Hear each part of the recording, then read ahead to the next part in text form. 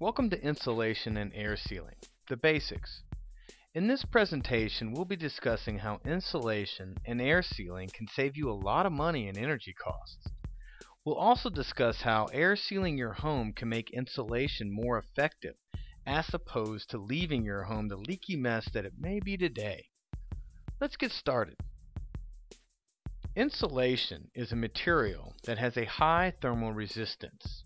What does this mean? Well, any material that is terrible at allowing heat or cold to move through it can be a good insulator. For instance, aluminum is an excellent conductor of hot and cold. It allows our soda cans to reach cool temperatures fast and allows us to fry an egg relatively easily. So aluminum is a bad insulator, and you wouldn't want to build the exterior shell of your home with aluminum. Now, fiberglass insulation, on the other hand, makes for an excellent insulator. Believe it or not, the fiberglass in fiberglass insulation is not what makes this material a good insulator. It's the air gaps that are created between the fiberglass strands that make this cotton candy-like material an effective insulator. Which is why it's never a good idea to mash or compress fiberglass insulation. It will actually lower the R value. Which brings up a good point. What does R value mean? Well, R value is a unit of measurement.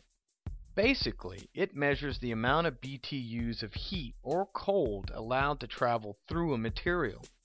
So, an R value of 2 means that only half the heat in our attic is allowed to travel into our home. Sounds pretty good, right?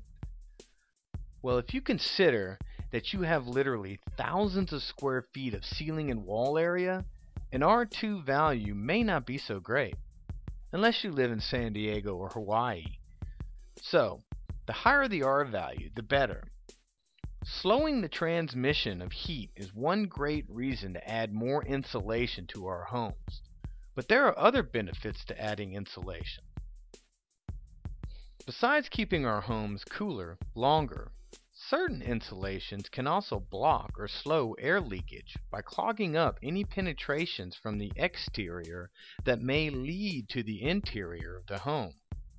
Now, this mainly pertains to cellulose insulation and polyexpansion foams.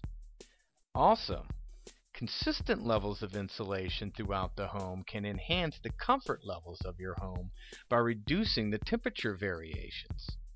For instance, if your home has R30 at the front, but R13 at the rear, and if the thermostat is at the front of your home, then you'll find that the rear of your home will be hotter. Well, what if the thermostat is at the back of your home? Well, then the front will always be too cold. So consistent insulation throughout the home will allow all areas of your home to heat up at the same time and cool off at the same rate, therefore increasing the comfort of your home. Insulations can also reduce noise and vibrations that penetrate into your home from outside sources. So more insulation can equate into a more quiet home. Fiberglass insulation is also great at slowing the spread of fire.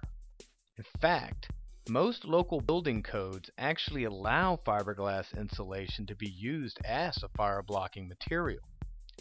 Cellulose insulation has a fire retardant added, but I don't think many, if any, building codes will allow it to be a fire-blocking material, because its main component is recycled paper. And any polyfoam insulation usually has to have fire-blocking material protecting it, so it doesn't make for a suitable fire-blocking material either.